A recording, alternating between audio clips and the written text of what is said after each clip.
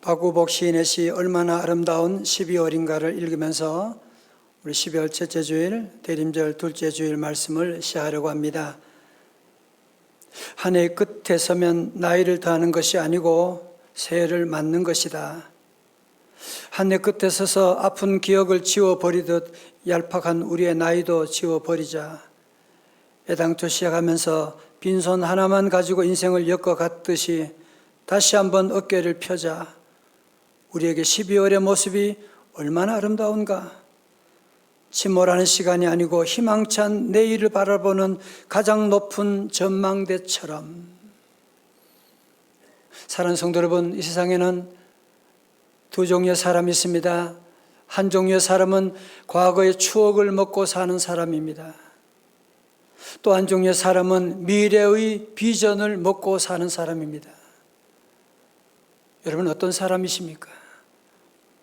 우리 사랑하는 성도 여러분들은 지난날의 과거의 아픔도 있었고 좋았음도 있었지만 지난날의 과거에 아팠던 모든 추억을 지워버리고 12월이라고 하는 이 높은 전망대에 서서 다시 한번 오늘 예배 가운데 우리 주님이 주시는 비전을 바라보는 우리 온 성도들 다 되시기를 주님의 이름으로 축원합니다. 오늘 말씀은 우리 하나님이신 예수 그리스도께서 이 땅에 오셔서 처음으로 베푸신 기적이 바로 가나에서 있었던 혼인잔치에서 물로 포도주 만드신 사건입니다. 이 사건을 그냥 기적이라고 하지 않고 표적이라고 하는 이유가 무엇이냐? 표적이라고 하는 말은 영어로 사인이거든요. 고스톱 들어가면 사인이 있는 것처럼 이 사인은 무슨 얘기하는 것이냐? 이 가나에 물로 포도주 만든 사건은 옛날에만 일어난 것이 아니라 오늘도 누구든지 예수 그리스도를 구주로 믿는 개인과 가정에 동일한 역사가 일어날 수 있다고 하는 것을 우리에게 말씀하고 있는 것입니다. 오늘 본문에 가나 혼인잔치집은요, 예수님의 집안과 어떤 관계가 있는지 모르지만 하여튼 예수님의 어머니도 초청을 받게 됐어요. 예수님과 그의 제자들도 이 잔치집에 초청함을 받게 되었는데 1절에 보니까요, 시작. 사흘째 되던 날 갈릴리 가나에 혼례가 있어 예수의 어머니도 거기 계시고 또 예수와 그의 제자들도 혼례에 청함을 받았더니. 여기까지 참 좋았는데요, 한참 축제 분위기가 고조되고 있는 가운데 갑자기 돌발 상황이 발생했는데 그게 뭐냐? 3절에 포도주가 떨어진지라. 여러분, 유대 상황에서 역사를 보면 잔치집의 가장 핵심이 뭐냐? 포도주거든요. 이 포도주가 부족한 것이 아니라 포도주가 떨어졌다고 하는 것은 더 이상 잔치를 진행할 수가 없는 대형 사고가 일어났다고 하는 것이거든요. 그런데 하필이면 왜 결혼 잔치집일까? 왜 그럴까요? 아니 적어도 다른 곳은 몰라도 결혼 잔치집만은 그래도 즐거워하고 기뻐하는 곳이어야 되는데 오늘 말씀 가운데 뭘 얘기하는 거예요? 결혼 잔치집에마저도 기쁨이 깨어졌다는 사실. 어쩌면 오늘 우리 사회를 여러분 돌아보게 되면 이렇게 하나님의 복 받았음에도 불구하고 곳곳마다 아우성치고 있는 갈등 가운데 있는 우리 주변의 모습을 보면서 어쩌면 혼인잔치의 집에 포도주가 떨어진 것처럼 오늘 저와 여러분의 가정에도 이런 정말 꼭 있어야 될 것이 떨어진 가정들이 얼마나 많이 있습니까? 아니 내가 최선을 다해 준비했는데 예상치 않은 그런 상황이 일어나게 되는, 우리도 그럴 때가 많잖아요. 내가 나름대로 최선을 다해 준비했는데 결과는 전혀 예상치 못한 일이 일어나게 되는. 이제 반전이 시작되는데요. 3절에 보세요. 포도주가 떨어진지라. 예수의 어머니가 예수에게 이르되 저들에게 포도주가 없다 하니. 오늘 잔치집에 영적으로 깨어있는 한 사람이 있는데 그가 누구냐? 예수님의 어머니 마리아였습니다. 이번 지난 주간에 카타르 월드컵 한국과 포르투갈 경기 저는 보지 못했지만 나중에 뉴스를 통해 보면서 그 마지막 후반전 연장 46분에 여러분 눈이 갑자기 말똥말똥해지고 있어요. 그 마지막 결승골을 손흥민 선수의 발끝에서 시작해가지고 달려와서 황희찬 선수가 넣게 된 것처럼, 아니 오늘 어쩌면 보면 오늘 이 모든 기적의 시작이 바로 마리아로부터 지금 기적이 지금 시작되고 있음을 볼 수가 있습니다. 여러분 사실 우리도 그렇지만 문제 있는 곳에 가면 그냥 지나치고 싶잖아, 그죠? 아니 마리아가 이 집에 포도주가 떨어졌다, 그게 나와 무슨 상관이야 그게? 아니 마리아가 이 집에 포도주 떨어진 일에 관심 안 가져도 누가 비난할 사람도 없죠. 아니 도리어 관심 가지고 왜 그러냐고 물어본다면 당신이 뭔데 설치고 다니냐고 하는 그런 비난을 들을지 모르지만, 이 마리아는 이 집안의 위기 상황을 직시하게 되고 이 문제를 어떻게 하면 풀어갈 수 있을 것인가. 우리 교회도 그런 분들이 많이 계시잖아요. 가만히 있어야 되는데 가만히 있을 수가 없어가지고 움직이고 뭔가 도우려고 애쓰고 나가는 귀한 분들이 많이 계신데, 바로 마리아가 그랬던 것이고, 그런데 마리아는 이 문제를 풀어나가는 열쇠를 그는 알았는데 뭐냐? 이 문제 가운데 먼저 예수님께 부탁하는 겁니다. 예수님께 뭐라고요? 포도주가 없습니다 라고 기도하게 된 것이거든요. 자, 그런데 우리 예수님께서 전혀 뜻밖의 대답을 하신 거야. 4절의 말씀 찬양대 시작. 예수께서 이르시되 여자여 나와 무슨 상관이 있나이까? 내 때가 아직 이르지 아니하였나이다. 아멘. 아니 예수님이 어머니에게 아니 무슨 말버릇이 여자여 그러면 이게 무슨 나와 상관이 있습니까? 내 때가 이르지 않았습니다. 거절하는 거 아니에요 이거? 여러분 같으면 당장 섭섭하고 시험 들 수밖에 없잖아요. 지가 뭔데? 여러분 그렇지만 오늘 마리아는 이 위기 상황 가운데 예수님의 말씀을 들으면서 그것이 거절이 아니라 승낙이고 예수님이 지금 뭔가 이루시자 하시기를 원하고 계신 것을 알고 믿음으로 반응하기 시작한 것이거든요. 여러분 신앙은 뭐냐? 해석이에요. 여러분 인생을 행복하게 살아가려면 중요한 것이 해석이 중요합니다. 예를 들면 컵에 물이 반밖에 없다? 그 말도 맞아요. 근데 이 컵에 물이 반이나 있네? 무슨 차이? 해석의 차이죠. 오늘 마리아는 이 위기 상황 가운데 우리 주님이 거절하는 듯한 것처럼 보이지만 도리어 주님의 응답인 것을 그는 믿고 하인들에게 명령을 하지요. 5절에 그 어머니가 하인들에게 이르되 너희에게 무슨 말씀을 하시든지 그대로 하라 하니라. 오늘 성도 여러분, 이 아침에 우리가 잘 아는 말씀이지만 이 말씀 통해서 예수님이 기적을 베푸시는 세 가지 원리를 우리가 함께 배울 수 있기를 바랍니다. 첫 번째로 예수님의 기적은 우리의 무엇을 통해서? 믿음을 통해서 이루어집니다. 예수님 하나님의 아들이시니까 뭐 그냥 이룰 수 있지만 주님은 항상 복음서 여러분 기적을 다 보게 되면 공통점이 뭐냐? 우리들의 믿음, 내 믿음대로 될지어다 그러잖아요. 할 수 있거든요. 무슨 말이냐? 마가복음 9장 23절에 믿는 자에게는 능징하지 못할 일이 없느니라고 말씀하시고, 히브리서 11장 1절의 말씀도 뭐예요? 믿음은 바라는 것들의 실상이요 보지 못하는 것들의 증거라고 말씀하시고. 여러분 그러므로 우리 모두도 기적을 기다리는데 예수님의 능력이 없어서 모자라서 기적이 일어나지 않는 것이 아니라 우리가 믿음으로 준비되지 못했기 때문에 주님이 기적을 베풀고 있지 않는 것이거든요. 성도 여러분, 그렇다면 오늘 우리의 삶 가운데도 가나 혼인잔치 이런 놀라운 기적을 맛보기를 원한다면 더 이상 여러분의 생각, 여러분의 상상, 여러분의 철학을 내려놓으셔야 돼요. 오늘 현대인들은 자꾸 아는 게 너무너무 많아가지고 모든 일에 자기 고집이 자기 생각이 너무 많아, 자기 철학이 너무 많아가지고 여러분이 자기 철학을 믿고 고집해 보세요. 거기에는 아무런 기적도 일어나지 않을 것입니다. 세상의 논리들은 유명한 사람 얘기하는 것 너무 그럴듯해요. 그러나 거기서 끝이에요. 그 이상 기적은 없어요. 기적은 우리 예수님께서 베푸시는 줄로 믿습니다.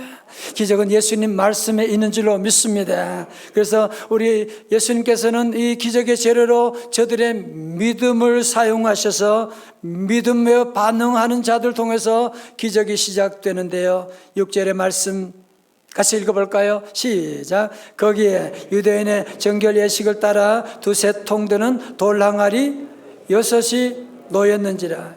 우리 여기서 두 번째 배우는 것은 예수님의 기적은 우리의 재료가 필요하다는 거예요. 우리의 재료가 또 필요하다는 거예요.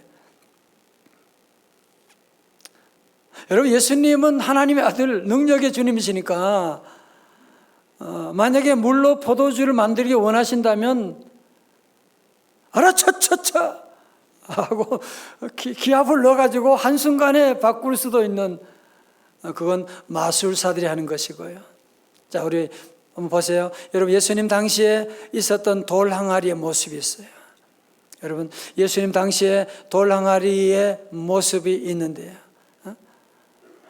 예수님 당시에 돌 항아리의 그 모습을 보게 되면 돌항아리 모습을 보게 되면 이 돌항아리를 주님은 사용하셔서 이 항아리를 통해서 주님의 기적이 시작되는 것을 볼 수가 있는데요.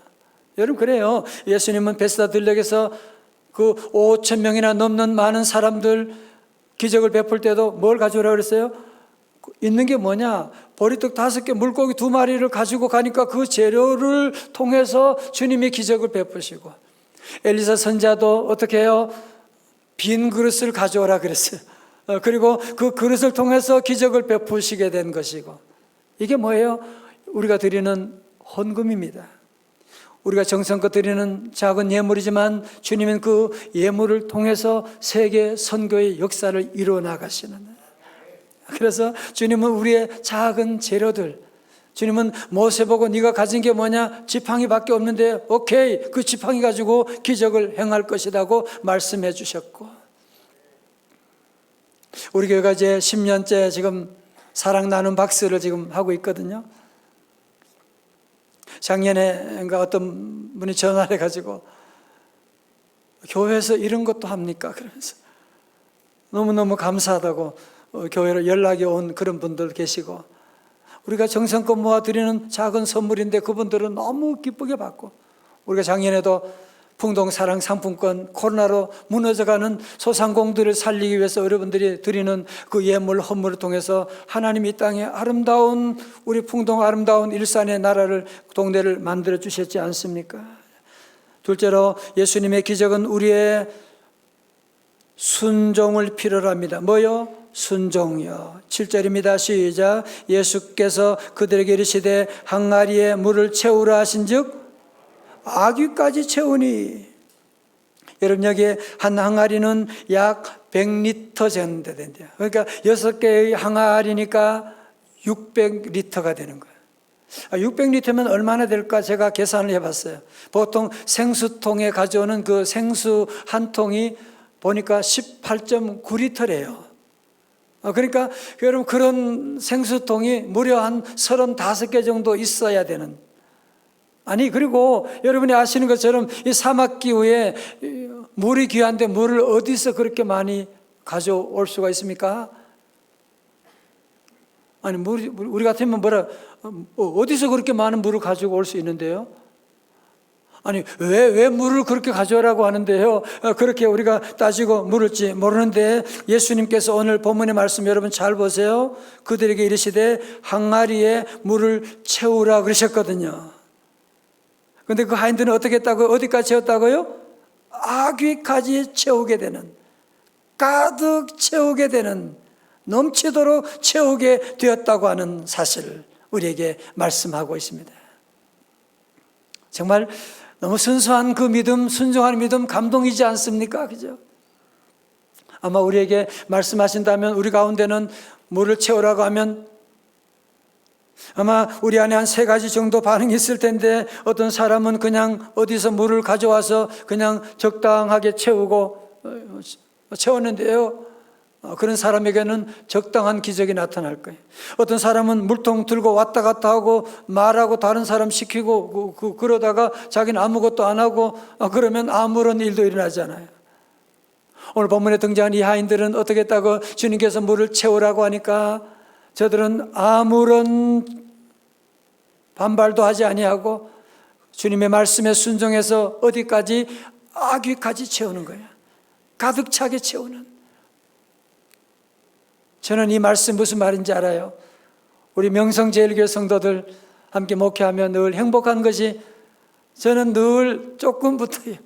그렇지만 성도들은 늘 최선을 다해서 섬기는. 이번에도 우리 피택자들 수련회 가면서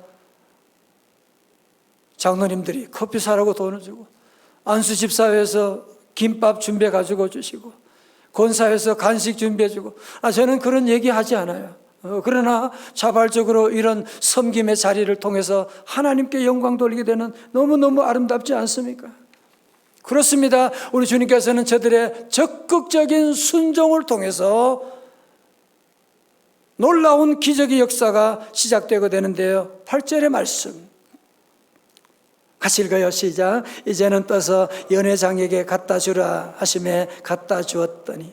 여러분 앞에서 돌랑 아래 물 채우라.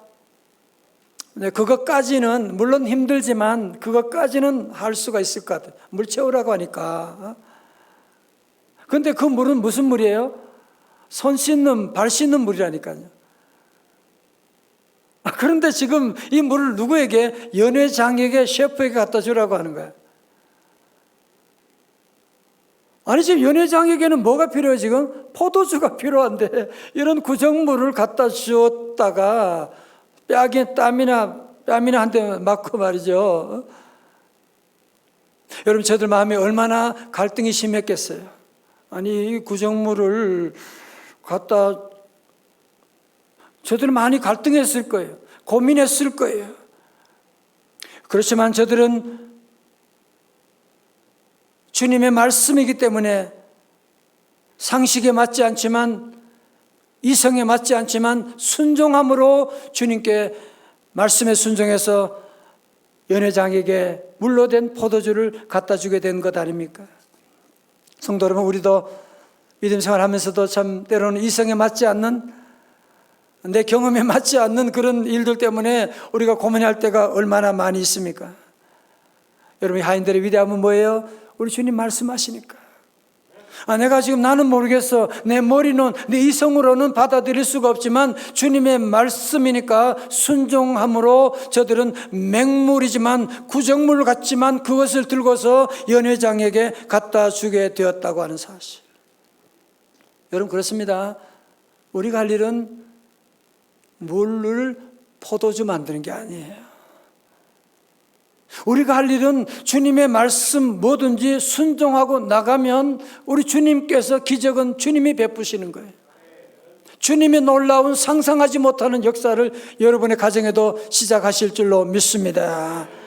그래서 우리 모두는 늘 우리 이성에 맞지 않아도 주님 말씀하시면 아멘하고 순종하여 나갈 수 있기를 주의 이름으로 축원합니다. 자, 9절의 말씀 참 중요한데요. 이제 9절의 말씀, 오늘 설교 제목이 있는 말씀 9절입니다. 시작. 연회장은 물로 된 포도주를 맛보고도 났는지 알지 못하되 물돈 하인들은 알더라.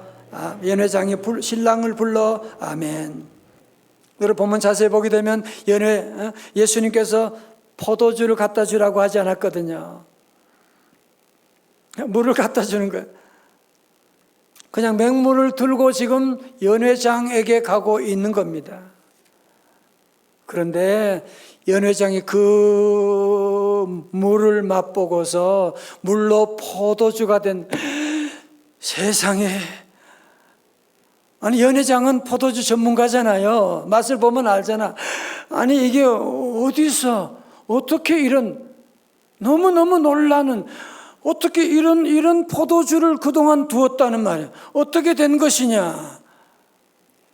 연회장은 너무너무 놀랐지만 이 포도주가 어디서 왔는지 그 출처를 알지 못했지만 누구는? 물돈 하인들은 알더라.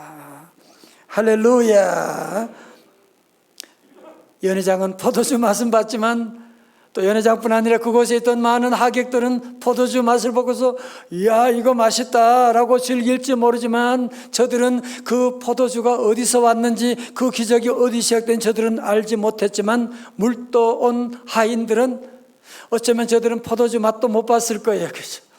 못 봤지만 그러나 이 포도주가 어떻게 해서 만들어지게 되어가지고 이들에게 나누어지고 모두가 기뻐하는 그 비밀을 알고서 연회장이 기뻐할 때 놀랄 때 빙긋이 웃었을 거예요.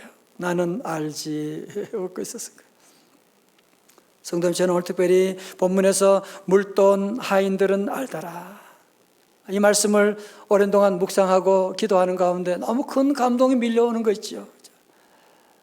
어떻게 보면 그 옛날에는 이 말씀을 잘 보지 못할 때가 많았는데, 아니 어떻게 보면 오늘 이 말씀의 클라이맥스가 어디냐 하면, 이 말씀의 클라이맥스가 바로 물도 하인들이 물을 들고 가게 되는, 그래서 놀라운 역사가 시작되는 물도 온 하인들은 알더라, 이 말씀, 여기가 바로 오늘 말씀의 클라이맥스가 아닌가라는 생각을 가지게 되었습니다. 여러분, 사실 물도 온 하인들, 이름도 없는 하인들이잖아요. 종들이잖아. 그 사람들이 무슨 대접받고 무슨 누가 알아주겠어요. 그죠? 아무도 알아주지 않는 삶이었죠. 여러분, 그렇지만 이름도 없고 빛도 없는 그런 사람들이었지만 예수님의 첫 번째 기적을 주인공 되는 그 역사의 시작을 함께하는 귀한 놀라운 체험을 한 주인공이 되었던 것이거든요. 여러분, 그런 의미에서 보면 우리 교회나 우리 가정이나 세상은 다 그런 것 같아요. 한 종류의 사람은 늘 하객처럼 좋은 거 포도주 마시고 좋은 거 즐기고 놀고 여행 다니고, 그러나 한 종류의 사람은 물돈 하인과 같은 하객이 있고 하인이 있습니다. 오늘 제 설교 제목을 첫 번째는 하객이냐 하인이냐 그렇게 만들었다가 바꿨습니다만은, 하객과 같은 사람이 있어요. 늘 먹고 놀고 좋은 거 있으면 노른자 있으면 그거를 자기 혼자 가지려고 기를 쓰고 그런 사람이 있는 반면에, 물돈 하인들처럼 가정에도 보면 꼭 그런 분이 계세요. 제대로 밥도 못 드시고 그렇지만 고생하면서 물도인 하인들과 같이 헌신하고, 우리 교회도 그런 분이 얼마나 많은지 몰라요. 우리가 18년 역사 가운데 보면 정말 저는 따라갈 수 없는 귀한 성도들, 정말 때로는 이름은 제가 다 나타내지만 뒤에서 물도인 하인들처럼 묵묵하게 섬겨나가시는 우리 귀한 성도님들 한 분 한 분이 계셨기 때문에 오늘 우리 교회가 여기까지 올 수가 있게 된 것이거든요. 사랑하는 성도 여러분, 오늘 우리의 모든 삶 가운데 여러분은 다시 이제 살면서 하객이 되시렵니까? 아니면 물돈 하인들이 되셔서 그 기쁨을 나누시기를 원하십니까? 한국초대교회에 이름이 없는 한 청년이 있었는데, 그는 천민은 신분을 비관하여 젊은 시절 방탕한 삶을 살았습니다. 관가에 잡혀가 매를 맞기도 하고 빚독촉에 시달려 자살을 시도하기도 했고, 가까스로 목숨을 건진 그는 개1 선교사님을 만나게 되었어요. 그날 밤 꿈에 내 이름이 무엇이냐 묻는 성령의 음성을 들었습니다. 두렵고 떨리는 마음에 고라고 대답했는데 다시 성령님께서 물으셨어요. 네 이름이 무엇이냐?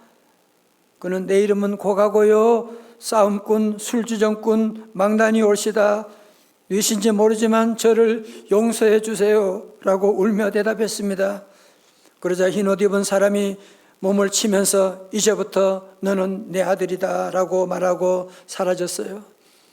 꿈에서 깨어난 그는 전도지를 읽고 성령 받아 크게 회개하였습니다. 그 후로 개1 선교사님은 천민이라 이름이 없었던 그에게 남에게 좋은 일 많이 하라는 사람이 되란 뜻에서 찬익이라고 하는 이름을 주어서 고 찬익이 되었는데, 게일 선교사님을 따라서 연동교회 서울 종로구 연동교회 다니기 시작한 그는 과거에 피해를 입혔던 사람들, 신세졌던 사람들, 그리고 빈부귀천을 따지지 않고 많은 사람들에게 복음을 전하기 시작했습니다.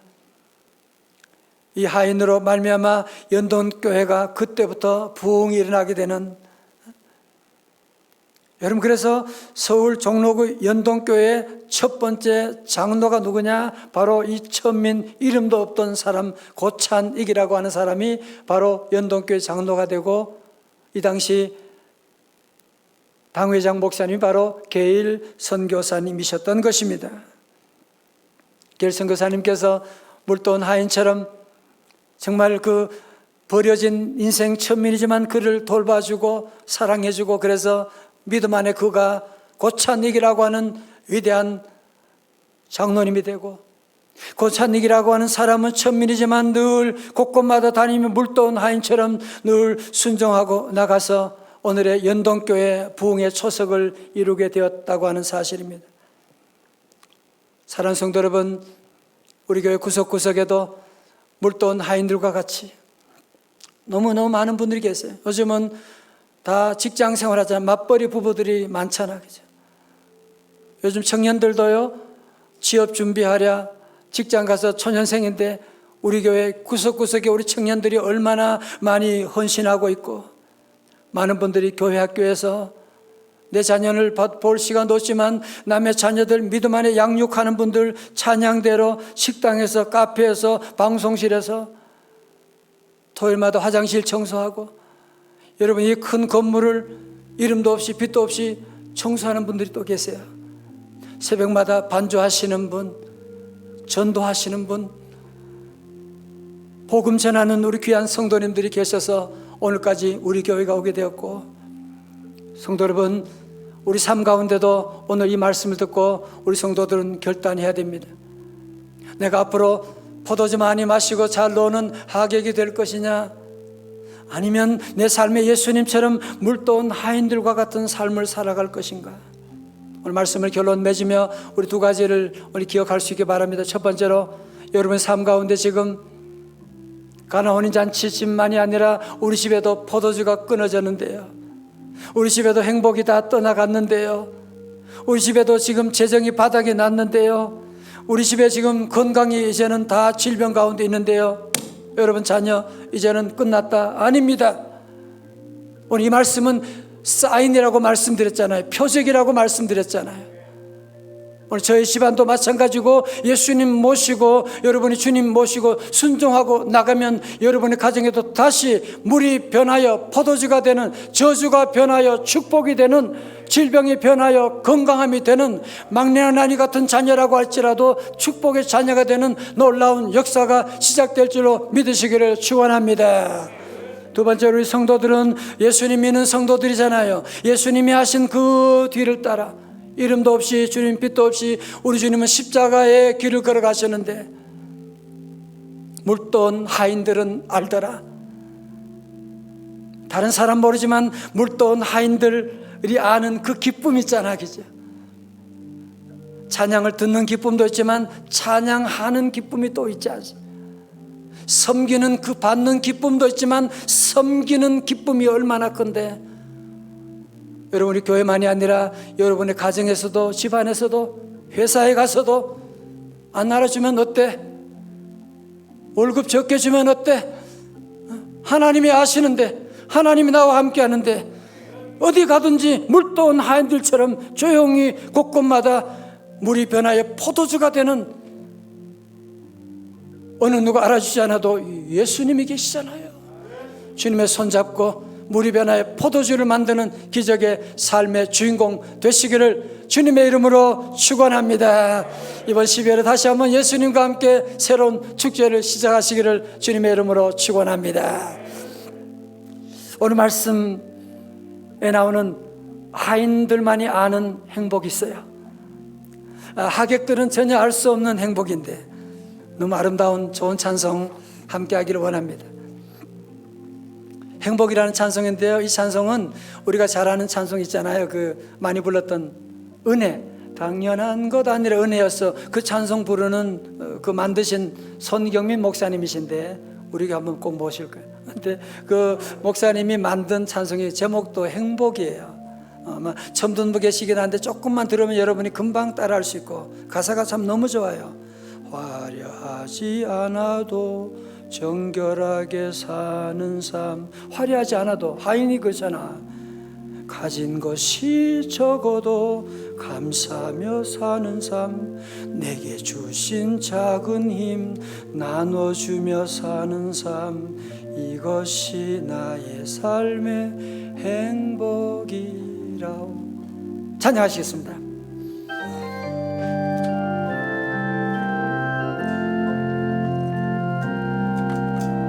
화려하지 않아도 정결하게 사는 삶. 가진 것이 적어도 감사하며 사는 삶.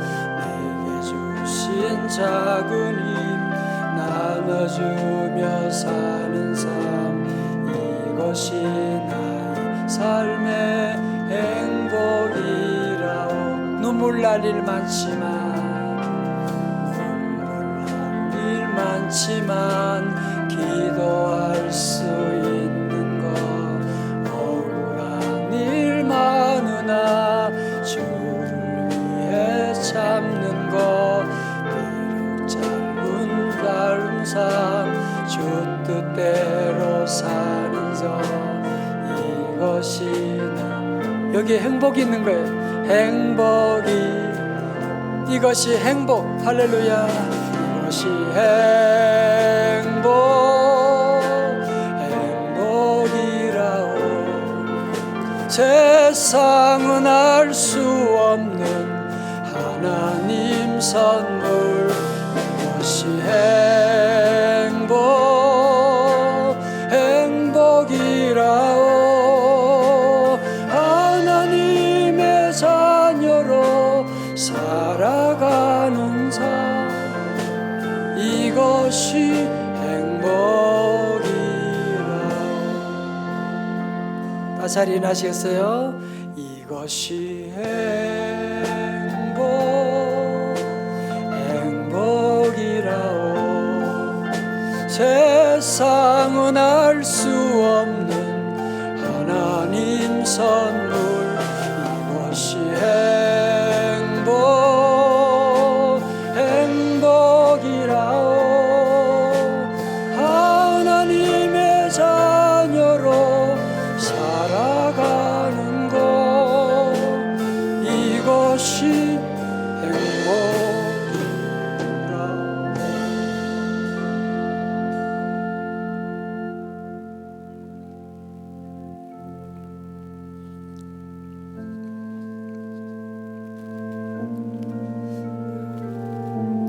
아버지 하나님, 우리 가정에 행복이 끼어졌고 건강이 끼어졌고 재정이 바닥이 났고 언제부터 이런 아픔 가운데 있는지 모르는 고질적인 불행 가운데 있는 성도들, 하오나 주님 모시고 우리 가정도 다시 시작하기를 원합니다. 주여 오시옵소서. 주여 말씀하여 주옵소서. 주님 이 말씀이 표적이라고 하셨사오니 주여 오늘 귀한 가정마다 다시 이 말씀, 물이 변하여 포도주가 되는, 저주가 변하여 축복이 되는, 모든 질병이 변하여 강건함이 되는 축복의 믿음의 가정 만들어 주옵소서. 하나님, 우리 한번 뻗기는 삶인데 자꾸 화려한 것 좋아하는 저희들이지만 이제 화려한 것보다는 저 낮은 곳을 향하여 알아주지 않지만 물도온 하인과 같은 이 기쁨 누리며 사명 감당하기를 원합니다. 우리 가정에도, 우리 회사 가서도, 우리 아버지 하나님 곳곳에서 어디 가든지 화려하지 않지만, 어느 누구 알아주지 않지만 물도온 하인과 같이 주님과 동행하며 놀라운 기적을 이루어 나가는 귀한 주인공들 되게 하여 주시옵소서. 예수님 이름으로 기도드리옵나이다. 아멘.